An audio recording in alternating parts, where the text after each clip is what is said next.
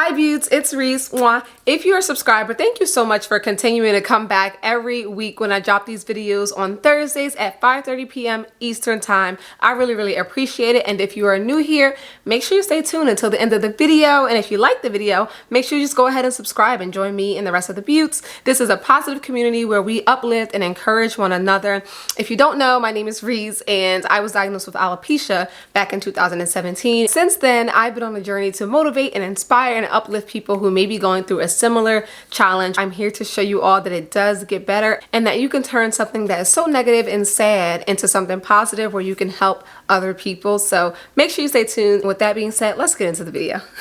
So for today's video, we're going to be discussing the early signs of hair loss that I noticed. And these were signs that were pretty obvious, but I wanted it to not be a problem so bad that I kind of wrote it off and I didn't take action when I should have. I'm hoping that you all can learn from my mistake. And if you do notice any of these symptoms, make sure you go and talk to a dermatologist, a trichologist, and all that good stuff, because you want to make sure that there's nothing serious going on. In my case, it was something serious, but again, it doesn't hurt to just go and get checked out just to be on the safe side. Okay, so one of the earliest signs that I noticed was dry and brittle hair. Now, I had type 4, I have kinda, whatever.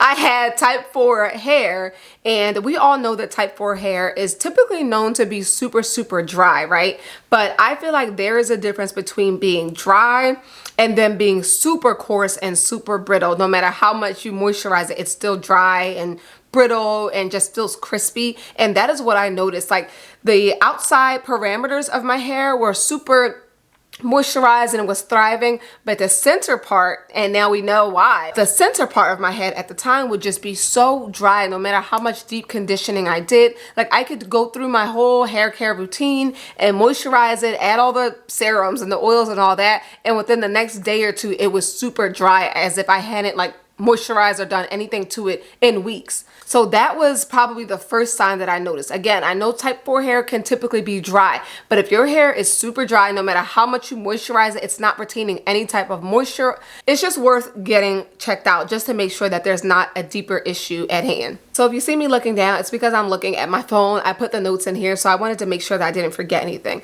But nonetheless, the second and third symptoms, I would say they happened around the same time. Super itchy scalp and tender scalp. So my scalp, I mean, it was itching like I had never experienced before, and it was very tender to touch. Like not only was it like red and inflamed, so there was obviously an issue there, but while I was scratching my head, it was also pretty painful because it was very inflamed. So if the dryness doesn't cause you to be alarmed, if you are noticing a tender scalp and itchy scalp, run, don't walk. I don't care.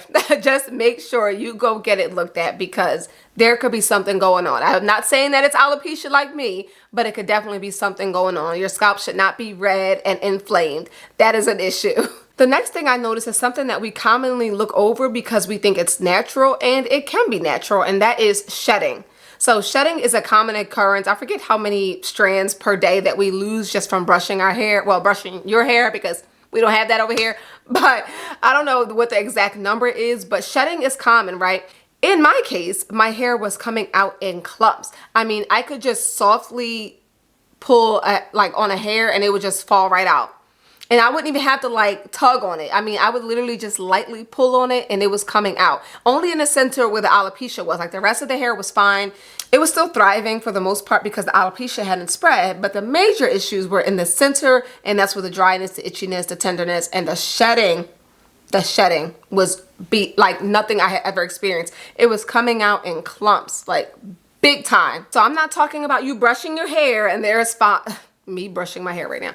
I'm not saying that like if you brush your hair and there is like 5 or 6 strands, maybe 7, whatever strands on the brush afterwards, that's fine. But if it's enough to like make a wig, go get it looked at, because mine was like a handful of hair and I was just like, I was in denial. Like, I was in such denial. And eventually, of course, after all of these symptoms had continued on for a long period of time, I ended up going to get it looked at. But by then, it was pretty much too late. I should have checked in on it sooner. And I'm not saying that if I had gone sooner, it would have stopped me from getting alopecia. But I think that if I would have gone sooner, it would have minimized the damage and the effect that the alopecia had, and maybe stopped it from spreading as much, because I could have gotten on a treatment plan with a doctor or a dermatologist. And yeah, so I'm sharing these things with you all so that you all do not make the same mistake. Again, it could be nothing big, but it could be something big, and you just want to be on a safe side, or else you could end up like me, bald. And while I love my balding, I know that it's not the first choice of hairstyle for most women out there. So just trying to look out for you all. So if you enjoyed this video, make sure you go ahead and give it a thumbs up. Make sure you share this video with someone who you think might appreciate it or benefit from the information. I would really appreciate it, as it helps my channel grow and helps me to reach a wider audience. Thank you so much for sticking around with me, and I hope to see you at the next vlog.